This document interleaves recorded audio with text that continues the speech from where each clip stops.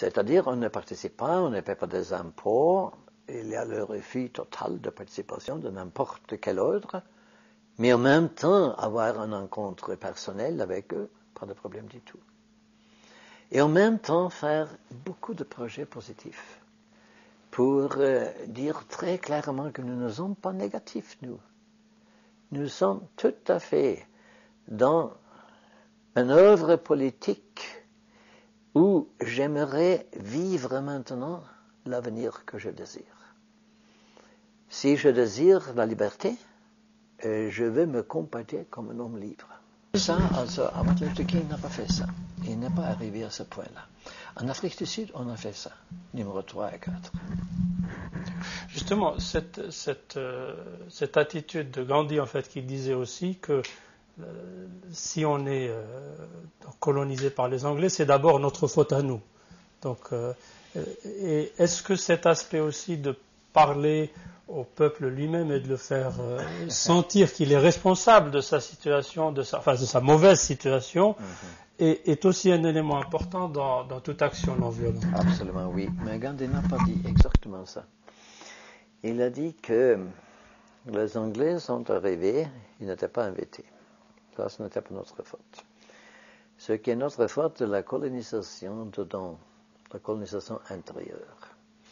Il y a ici une analyse de Gandhi de pouvoir, qui, moi, je trouve beaucoup mieux que l'analyse en général dans la science politique. C'est maintenant un tout petit discours sur ça, parce que c'est important. Il y a 3 formes de pouvoir. C'est le pouvoir moral. Tu fais ce que tu te dis parce que c'est la chose morale, la chose correcte à faire.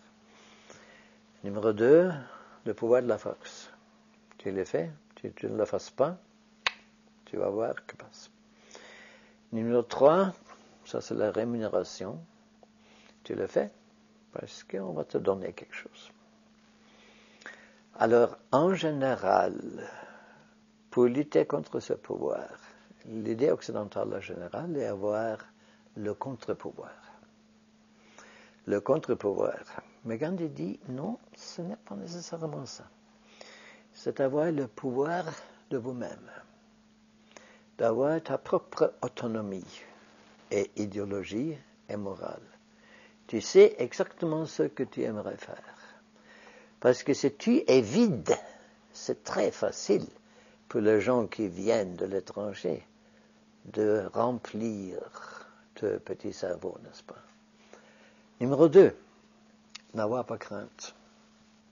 C'est-à-dire être disposé à démontrer que je suis préparé à lutter jusqu'à la mort.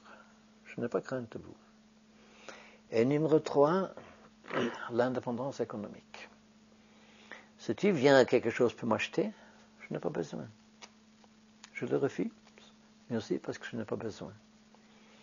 C'est-à-dire, le type qui fait la non-violence, selon Gandhi, est moralement très guidé, très orienté.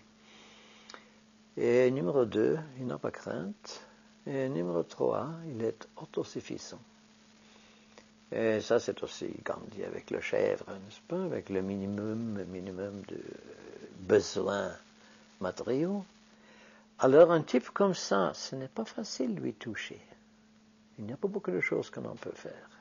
Il est ingouvernable. Et alors, exactement parce qu'il est ingouvernable, il faut aussi donner les preuves que même que tu ne peux pas me gouverner, je suis tout à fait capable de gouverner moi-même et nous-mêmes. Et ça, c'est ce qu'on appelle le régime alternatif, n'est-ce pas?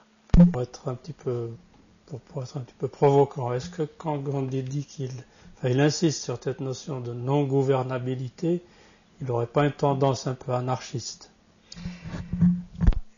Si il avait insisté seulement sur ça, oui, tout à fait d'accord. Also, il est anarchiste vers les autorités d'Afrique du Sud et vers les autorités de l'Inde. Et c'est exactement à cause de ça qu'il faut donner la preuve que je ne le suis pas. C'est seulement à ce côté-là, dans cette direction-là. Et seulement pour ajouter quelque chose ici, dans l'Amérique du Sud, il n'y avait pas beaucoup de projets alternatifs. Il y avait quelques-uns, mais pas beaucoup. Il y avait un avenir, et ça c'est un avenir, n'est-ce pas, d'égalité.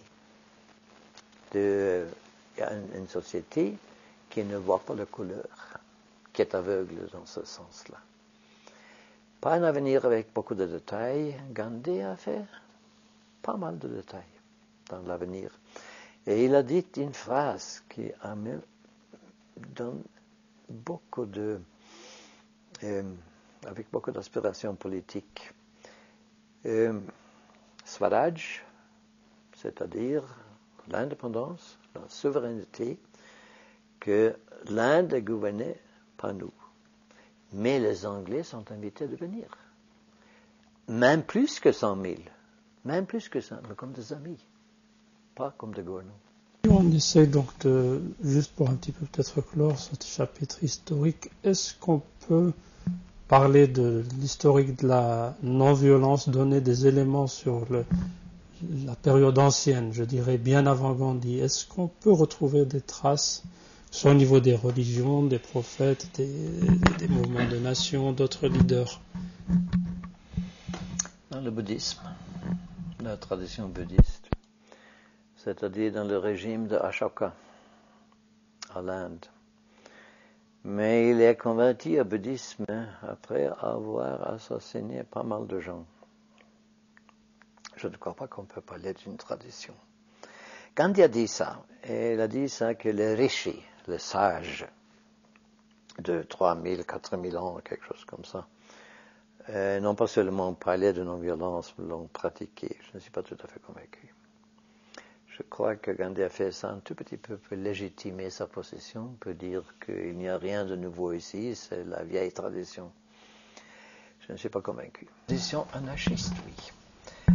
Et dans le bouddhisme, il y a beaucoup d'anarchisme. C'est-à-dire de se retirer dans la petite cellule, dans la petite communauté qui s'appelle le Sangha. Et le Sangha, comme on dit, c'est avec le temple et avec de l'eau, le réservoir de l'eau. Et c'est tout ce qu'il faut. Et vivre dans ce type de petite communauté. Ça, c'était aussi un peu l'idéal de Gandhi, dans le petit village. Est-ce que dans les religions monothéistes, on retrouve de telles traces? Je me vient à l'esprit maintenant l'action d'un prophète comme Moïse, quand il essaie de changer la situation avec le pharaon. Est-ce que ça peut être considéré comme une action non violente? C'est aussi, n'est-ce pas, un peu la même tradition dans la tradition islamique.